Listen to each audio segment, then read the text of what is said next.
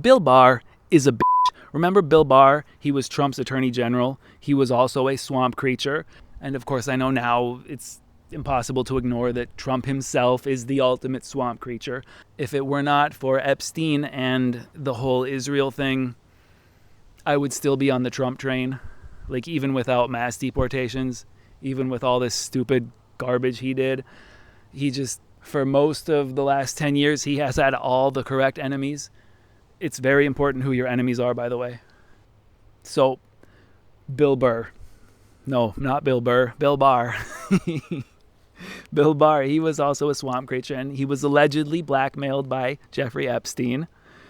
We definitely can't talk about which country's intelligence agency controlled Epstein's pedo blackmail ring, right? Oh, wait, we can, because CIA fucking butt boy Tucker has said it's okay. Everybody knows it was Mossad. Well, bitch, we've known that shit for the last 5 years at least. Come on. Now it's okay to say it because Tucker said it. Anybody who didn't know Epstein was Mossad before Tucker said it was okay to say that he was Mossad, like, you don't get to have a political opinion. Just go away. Slither back into your cave. Trump's first term was dominated entirely by insects like Bill Barr, or maybe Bill Burr. I don't know. You should check out some of the literature written by Bill.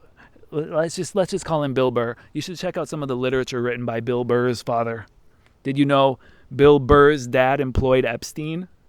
So if you're remotely plugged into politics at all, you already know this. You know that Daryl Cooper is the sort of the biggest figure who has brought these issues to light. And if you didn't know this shit before Daryl Cooper brought it to light, then again, like the Tucker Mossad thing, I kindly request that you try to speed up your political information gathering a little bit. You're a little bit too far behind, and I was already late to the goddamn party, so if you're later than me, that's fucking embarrassing.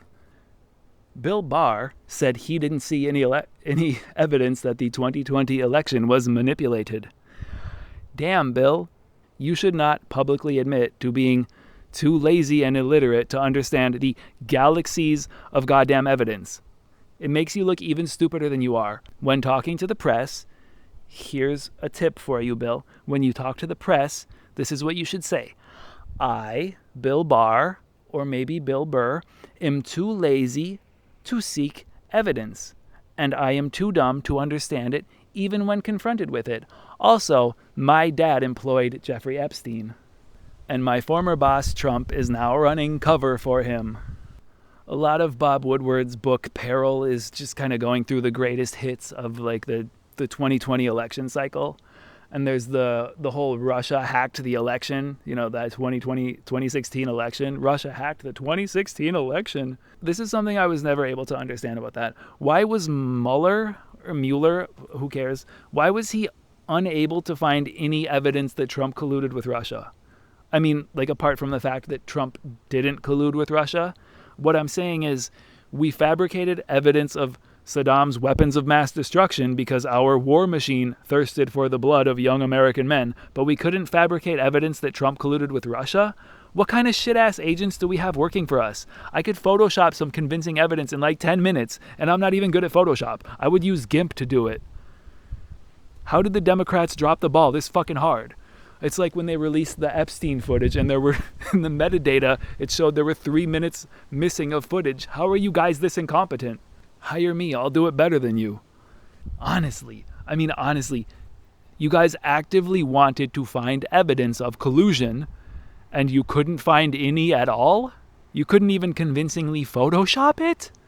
Trump says Mueller's failure to find evidence was, quote, a total and complete exoneration, and he's right, factually speaking. The entire Washington establishment would have been more than eager to help fabricate evidence, but we had to sit through 4 years of the tard-ass media saying Russia hacked our election? That's just bad script writing. Honestly, whoever's writing this story is not as good as I am, and I'm not even that good. Actually, that's false. I am the best to ever do it. I am the Eminem of writing. The most antiquated line in Peril comes from Chapter 7 when Bob writes, "The term progressive carries an anti-establishment and anti-corporate protest spirit." Yeah, maybe 30 years ago, Grandpa, with Rage Against the Machine. Not anymore. The progressives are the establishment. They are bootlickers, Silicon Valley, Hollywood, corporate America, Washington, D.C. All of these organizations repeat Frankfurt School rhetoric. And you're going to tell me that progressives are anti-establishment? They all worship trans people. They all cried themselves to sleep. Even atheism is unstoppable. They all cried themselves to sleep when George Floyd overdosed near a police officer. They all want women to have lifetime subscriptions to Planned Parenthood. And all of those values are, of course, progressive. Progressive seized control of the corporations and the establishment. The long march through the institutions has been complete for at least 15 years. Their goal of dissolving the foundation of Western civilization has been hugely successful. Like, good job, guys. I paid you to do this. You did it perfectly. I'm actually going to give you a $29 million bonus. Old Bobby Woodward tries to pull a fast one on us regarding Hillary's infamous email exchange with the Podesta brothers. The only substantive detail that he gives is to say that the exchange was hacked by Russians. That is adorably cute, Bobby. Why don't you describe the horrendous details of those emails? Why don't you write about the Podesta's art collection? If anybody wants to call me a conspiracy theorist right now, I will remind you that I didn't put those art pieces into Tony's home, you dumbass. I didn't force him to buy those pieces. And Bob tries to pull another fast one regarding Hunter Biden. He writes that Hunter had, quote, messy foreign finances. Okay, Bob, now please give us the details. What does 5% for the big guy mean? What country is implicated in those messy foreign finances? And why is that country Ukraine? What exactly was on his laptop? Oh, by the way, if you want to know what exactly was on his laptop, all you got to do is go ask a mega boomer, because they got pictures of Hunter's dick all up in their hard drive. They love that shit. They send it to each other. Another question. Why don't you mention what Joe and Hunter did to their underage niece? Why don't you mention that in your book? Your book is very long. Why don't you mention these details? Oh, and the last question. Why was all of this information ruthlessly censored in 2020? I got some more stupid lies from Bob Woodward. Bob wants you to believe that Biden had, quote, a strong base among blue-collar voters. All I will say about blue-collar Democrats is this. You are a class traitor. Bob also wants you to believe that Biden is a genius. Genius is a hell of a word to describe a man who has no idea what day it is and who is kept alive purely through the most ghoulish medicine humanity can concoct. Reality is way crazier than fiction. I try my best to write the most unhinged fiction I can possibly imagine. Like, I do the best I can, but I will never be able to compete with the reality of the Biden presidency. God is a much funnier writer than I am. Atheists, get the fuck out of here right now. You're not welcome to this party. Fuck off. Fuck you. I hate you. Also, if anyone has been actually paying attention to this, I said earlier that whoever's writing this shit is a bad writer. If God is writing it, then it's a great writer. If it's not God writing it, then it's a shitty writer. Okay? If you got a problem with that statement, fuck you. Hey, I have a good idea. Let's circle back to Mr. Bill, my dad employed Epstein Barr. He lied through his misshapen yellow teeth when he told Trump the following, quote, Mr. President, I have yet to meet one of your supporters who doesn't come up to me and say, you know, we love the president and we love you. We want our selfie. These people whisper, would you please tell the president to dial it back a little? Would you please tell him not to tweet as much? Unquote. So if there's even one Trump supporter who thinks Trump needs to dial it back, you're a disgusting, rat-faced, coward-ass, dog-faced pony soldier. We fucking love his scathing humor. And again, this was before 2025 Trump, where now he writes these stupid 6,000-word essays on his Twitter or his Truth Social or wherever he's sending this shit from. But like back when his tweets were pithy and short and he was like, Rosie O'Donnell's a dumb fat bitch. Like that was great. That's what we like. We love what he was doing in the early days. We love when he calls left shits Pocahontas. The more you freak out and cry about him pre-Epstein, the more people would freak out and cry about him, the more we would love him, because we know that you people, you leftists, you Democrats, you don't hate him, you hate us. And so it is our sacred obligation to hate you back 10 times harder. Like, yeah, we'll pray for you to not go to hell or whatever, but in this world, fuck you. We hate you. We tried being nice to you. We tried playing your rhetorical games. Like, no, I'm not a racist. Please don't call me a racist. Here's all the reasons I'm not a racist.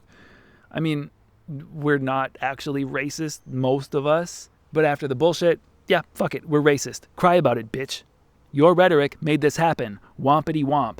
Bob Woodward, like all Democrats and Republican swamp creatures, is a Machiavellian bastard at heart. When he writes about Trump's attempt to remove birthright citizenship, he believes Trump did it purely to purge Democrat voters. This is complete garbage. Before I say what I really want to say, here's the actual reason why Democrats love anchor babies so much. Because anchor babies do disproportionately vote blue. That's just a true statement. That's why they leave the borders undefended and allow unlimited third world immigrants to come in. The left is not upset because they love immigrants as human beings. Remember, there is no morality on the left. That's why they take their kids to drag queen story time. They're not upset because they love immigrants as human beings. They are upset because they will lose millions of illegitimate votes. So Trump sees their Machiavellian moves and says, nah, fuck you. And since bootlicking left-wing scumbags like Woodward can only think in Machiavellian terms, they believe Trump is purely trying to shift the voter ratios in his favor. I think it's Saul Alinsky. Every accusation is a confession. It's just they're projecting. Anytime a leftist speaks, he's just projecting. So if you think that that is what Trump is doing by trying to remove illegals, please shut the fuck up about everything forever. You don't care about respecting the Constitution. You don't care about human rights. You use those ideas as cover. The Democrats have been deliberately abusing the 14th Amendment for decades, so it's time to delete it. Another filthy lie from the left. Woodward writes, quote, Trump mused about injecting bleach to fight COVID. If you actually believe that, I genuinely want you to put yourself into a catapult and fling yourself into the sun. You will believe anything the TV tells you, so I'm making it my life mission to take control of the airwaves and convince you that you're a racist if you don't catapult yourself into space. I will do that. I will hijack your TV. I will convince you that you're a racist if you don't catapult yourself into the sun. And when your TV, your magical fucking TV box tells you to do it, you'll do it because you're a fucking slave to your TV. The floor, hey, did you know the floor is white supremacy?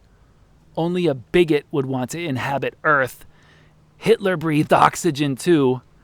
And since that message appears on your boob tube, you'll buy it. I can be just as Machiavellian as your boyfriends who run the Democrat Party. You're probably wearing a COVID mask right now, aren't you? You probably wore a COVID mask alone inside your car. I know everything about you. I'm inside your brain. Okay, since I have no loyalty to Trump, let me take a moment to criticize his COVID policy. And again, this comes from Peril, Bob Woodward's shitty garbage book for idiot retards who suck dick. While interviewing the president, Woodward asked him, was there a moment where you said to yourself, this is the test of a lifetime, talking about COVID? And Trump said no. You're wrong, Donald. It was a test.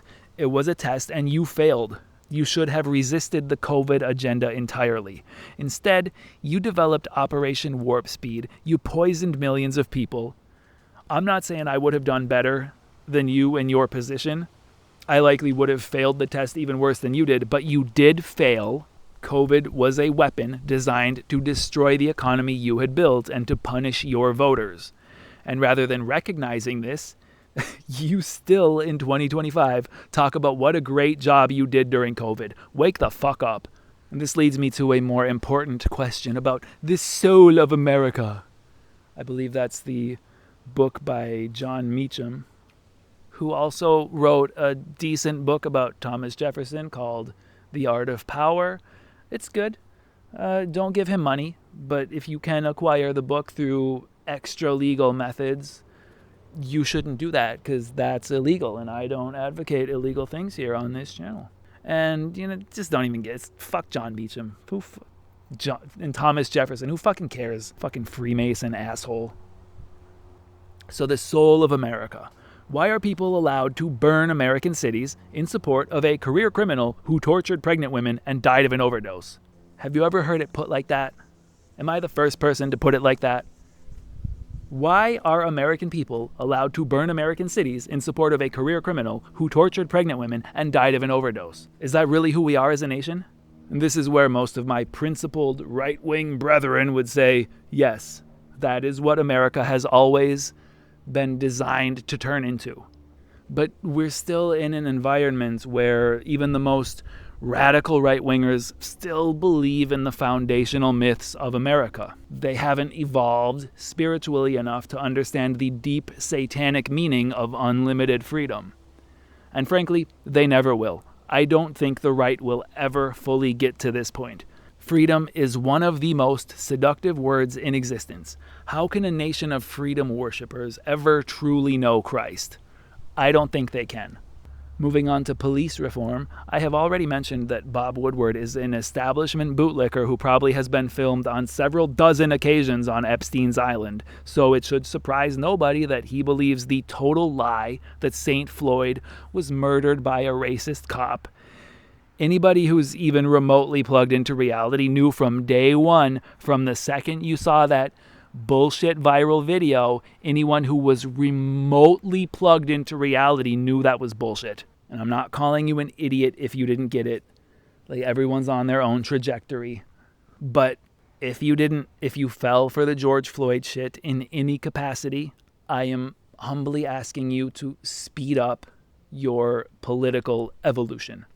I may have been wrong about a lot of things, but I didn't fall for the George Floyd thing for even 1 second because why? How could I have attained such power? It's called pattern recognition. Once you learn how to recognize patterns, that's the end. It's over for you fitting in normal society and having regular conversations with normies. One thing that Trump said during the BLM riots, it's a good quote, I'm going to give it to you. You have to dominate.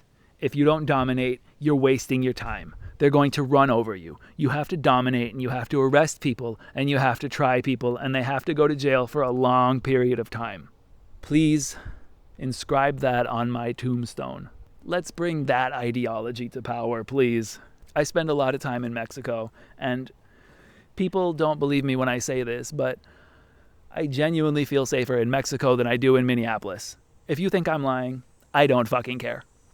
Large swaths of Mexico City, and even much poorer, actually the poorer cities are much safer, but large swaths of Mexico City are much, much, much, much nicer than most of Minneapolis. And during these BLM riots, a big thing was police reform, defund the police. Back during this time, my all-consuming thought was, I would love to grant you leftists your wish for defunding the police, for changing the police, getting rid of the police. I would love to do it. Why? Because police were the only people preventing patriots from going into cities and stopping the riots. Trump and the police were permitting the riots to go on. When you can marry a left-wing anti-police viewpoint with extreme right politics, oh baby, it unlocks so many possibilities for you. If we got rid of the police, we could set up militias in every town, and those militias could keep their towns clean. And if you don't like me using the word clean, well, this is YouTube, so I'll just move on. During a BLM riot, Trump walked to a church. Mark Milley, that little cockroach he went with. And then he decided against it and walked away. Bro, just make up your mind. While interviewing him, Bob probably wiped Mark Milley's tears while the general ugly cried about how much he regrets it. And then they probably said, "Let us be passionately gay together." And look, I fully support it. I am completely willing to let Bob Woodward and Mark Milley hold each other in bed while they fall asleep. I think that's great. They can continue pursuing their love affair while they share a prison cell. I think this is very reasonable. Vote for me, and we can make Bob and Mark's secret dream come true. See, folks, this is how you write about politics. Tell your favorite political commentator to step up his fucking game, because he's not even close to my level. And what I mean is, nobody can write better than me. You got guys who can extemporaneously talk about politics and go off on 3-hour monologues exposing, all these deep state subhumans like J.D. Vance, like Tucker Carlson. You got these sort of autistic geniuses like Nick Fuentes who can do this just talking off the cuff shit. That's not what I'm talking about. I'm talking about writing. Nobody can write at this level. Look at what I'm creating here. This is a level of political writing that has no equal. I wish I still had my old issues of Foreign Affairs so I could spit on them and set them on fire for being shittily written. And by the way, the thing about why I'm such a phenomenal writer is not just throwing in all of these profanities. That's just icing on the cake. And since we're speaking about writing, we got to get into a memo that Mark Milley wrote because it's just lovely. Okay, we were in ADX Florence Supermax. We were in the cell that Bob Woodward and Mark Milley share together. Their next door neighbor is Chapo. If I had to choose, if there wasn't enough space in the prison, I would let Chapo go. I would get him out of the prison just to make space for Bob and Mark. And yeah, we will lock them in the same cell, but not for love. We're going to do it so they eventually grow to hate each other, because these cells in these Supermax prisons are designed to kill your soul. And so if we put the two lovebirds, Mark Milley and Bob Woodward, into a cell together, eventually they'll hate each other. And that's just me giving these guys a little, 1% extra hell before they go to actual hell when they die peacefully of old age. So when Mark Milley went on that little walk to the church with Trump and then he came back, he felt such a deep shame in his little chest that he released an official message to the joint force. So I read his memo. I looked at it with the eye of a writer. That's what I am. I'm a writer more than an extemporaneous political talker. And so I'm going to rip Mark a new asshole right here, live on YouTube. Not live, but, I'm going to show you guys how much he sucks as a writer. I wouldn't be doing this, by the way, since I am a writer and since I've gone through the 10,000 hours to become a really, really, really fucking, the best writer of all time, Eminem level, Vivaldi, Bach level, but with writing. I don't usually attack writers who are at a lower level than me because, I get it. You have to go through a process to become a good writer, and that takes a lot of writing shit. So I wouldn't be doing this. I wouldn't be tearing into Mark Milley's writing if I didn't genuinely find him to be a vile little cretin. Is it cretin or cretin? I don't know. I generally support other writers, whether I enjoy their writing or not. Now, if they're my political enemies, no holds barred, fuck you. But if you just write about business stuff or you just write about whatever and you're not my political enemy, then cool. I can support you as a writer and be like, hey, here's how you can get better. But with Mark Milley, he is not human. So here it is. It's 200 words and he probably stayed up all night writing it. There's nothing in this message. Look at this. The message literally is 200 words and it's just, we are the military and we like the Constitution. That's all he wrote. Okay. You brain-dead asshole. Do you have anything of substance to say? We have all races in the military. Okay, so you think Trump wants to remove all black and brown people from the military and replace them only with straight white Christian men? Because I'm literally not a racist, but I would love to see that, just as an experiment. I think we could learn a lot if we see how our military functioned if it was filled exclusively with straight white men or exclusively with anyone who's not a straight white man. I just want to see what that would happen. I want to see what happens if we do that. I think that would be an interesting experiment. But let's leave it at that before everybody starts fucking crying like Mark Milley. So apart from his meaningless words, he also wrote them boringly and like a bitch. So we have seen his words. We've read the memo. It's not very good. I'm going to help you, Mark. We're going to soup this up a little bit. Here's how I would have written it for you.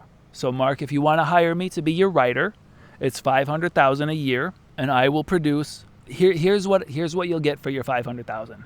Sup, you fat gay wads in the military? It's me, Mark motherfucking Milley, all up in y'all bitch asses. So yesterday, that bitch Trump used his Jedi mind tricks to make me attend his dumbass march to the church. And since I'm a weak little bundle of sticks, can I say that word on YouTube? Anyway, if I'm writing this for you, it won't be bundle of sticks. It'll be the actual word.